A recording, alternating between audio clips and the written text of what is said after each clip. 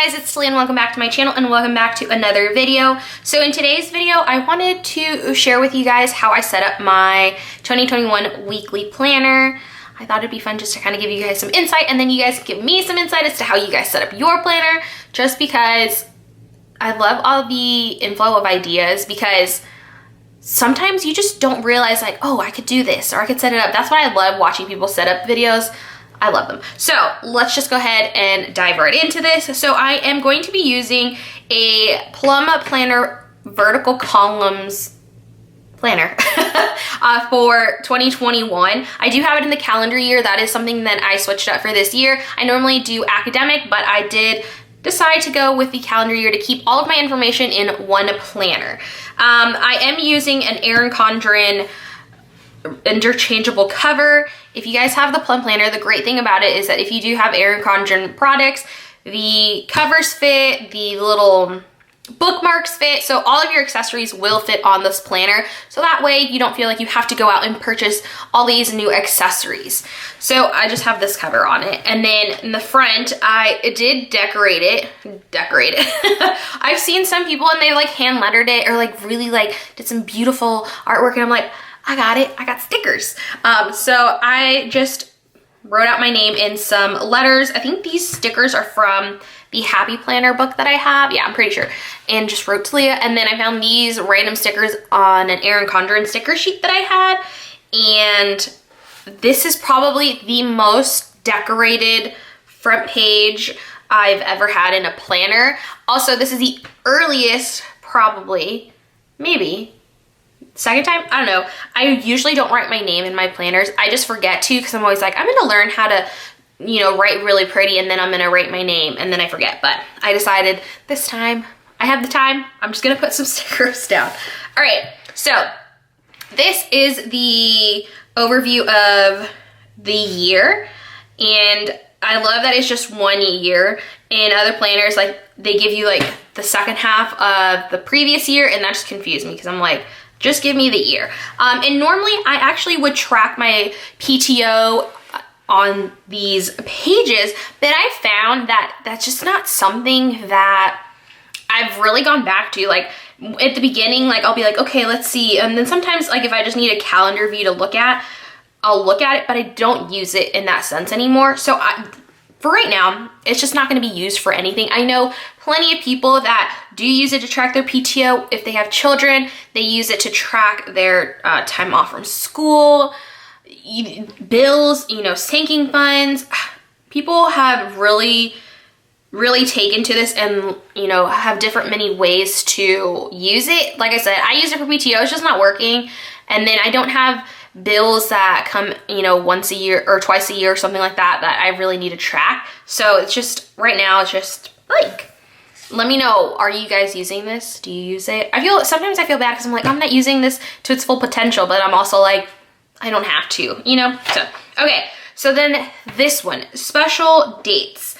It's just January through December. And the thing that I've decided to do with this, and I started with my last Plum planner, but I just didn't, I don't think I finished it. I might have almost, I think I'm just missing December. But I'm picking one highlight of the month, and I'm just gonna write it down. It was really nice to kind of see it. I think the trouble that I had last time was I felt like I had to fill out the entire block of space, and I'm trying to just kind of reprogram my brain to be like, it doesn't have to be full.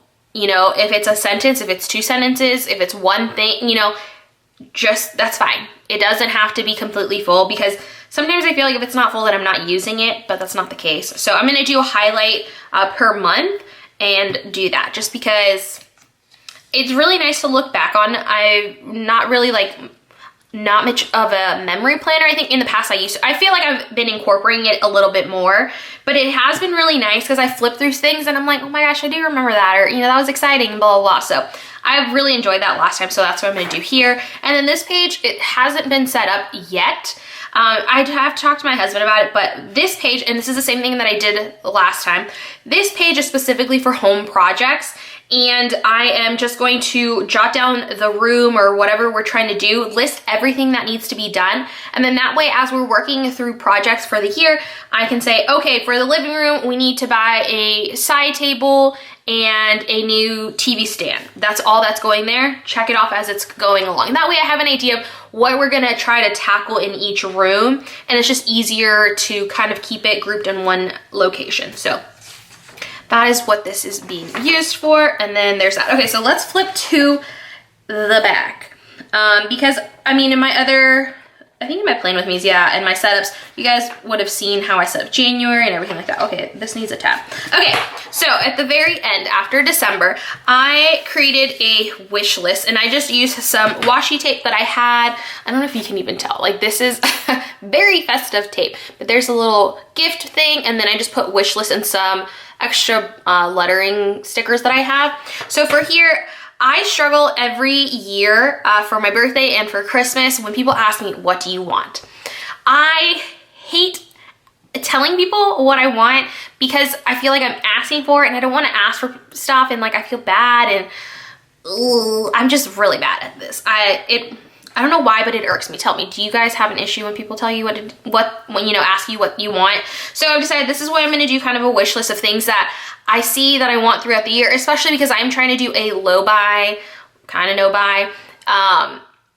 Those things that I feel like I really want, and I feel like it's not just a, oh, everyone has it type of thing, then I'm gonna add it here, and that way at least I have a running tab of what I want or I could ask for. Honestly, at this point in my life, I feel like I'm good. Just give me a gift card. Before I used to hate gift cards, and I used to hate giving gift cards out because I just felt like it didn't feel as personal. But now I'm like, no, if you want to give me a gift card to the Walmart or to the Target, please, I accept all gift cards. I absolutely love gift cards now because they help with budgeting. You know, you can, instead of putting all that money for, you know, groceries, now you have a gift card that you can use, or, you know, as part of it. It's just, I love gift cards now. They're so good. Okay, so this is just gonna be a birthday and Christmas wish list. And then because I'm really trying to embrace and like be all up in my low spend for the year, I have a section where it's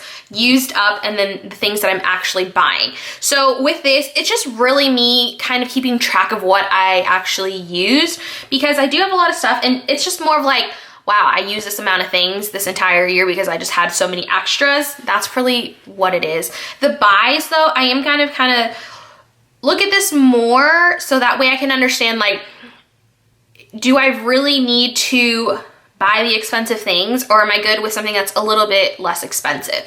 Because a lot of things that we do buy is just the hype, and it's like, you have to have this really expensive chapstick because it's gonna do amazing things when, you know, what's the one that I use? The Burt's Bees is like $3. It's still kind of expensive for chapstick. It does the same thing as if you bought a $20 chapstick. You know what I mean?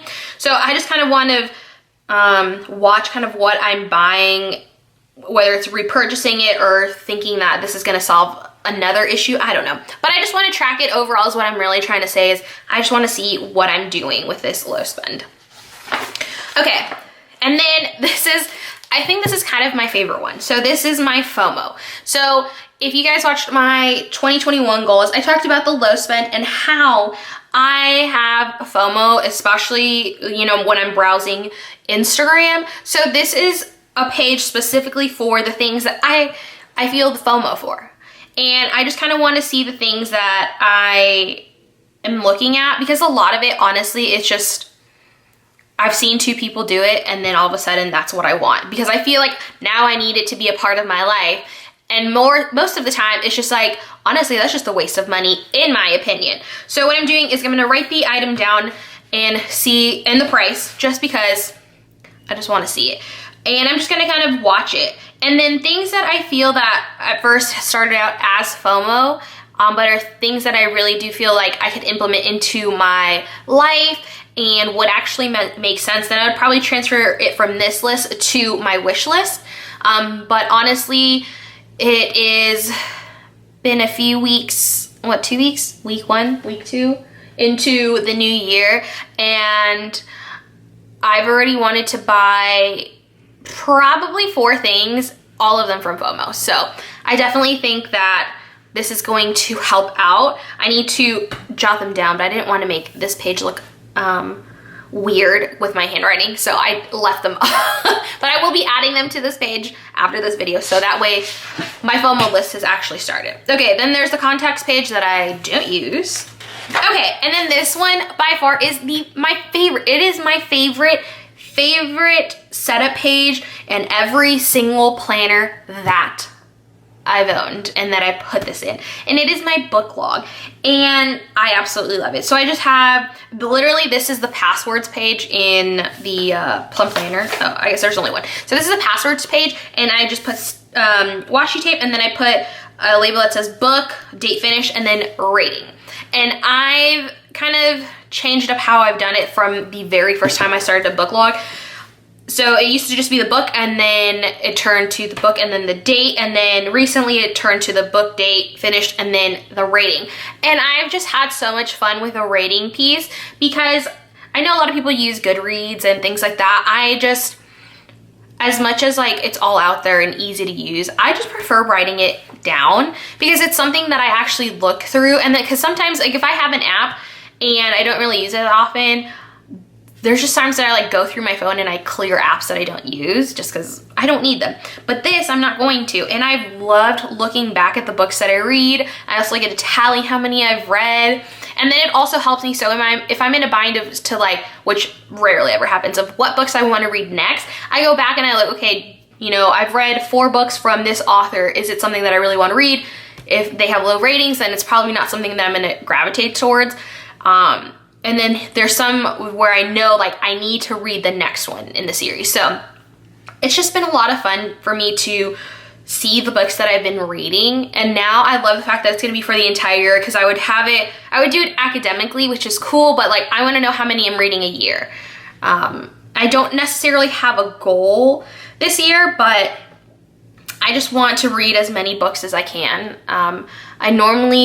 I probably read more than 30 books a year, just because I do love to read. So we'll see how many. I'm just hoping if I can fill up this whole page, I'm just gonna be so happy. So that is it, you guys. That's everything that I did to my weekly Plum planner. You guys, I absolutely love this planner, how I can customize it, but also just like, oh, I just love this planner, you guys. And I just love how I've set it up for the year. Like I said, I have the home improvement page that I still need to work on, but that's just gonna be coming slowly as we kind of figure out what we need to do for the year. Because honestly, I've just put a pause, you know, on home improvement projects. I'm like, just give me a month. Give me a month, then we'll restart. So we shall see how that goes. So if you guys like this video, please give it a thumbs up. If you haven't done so already, please make sure you're subscribed so you don't miss out on any future videos, and I will catch you guys next time. Bye!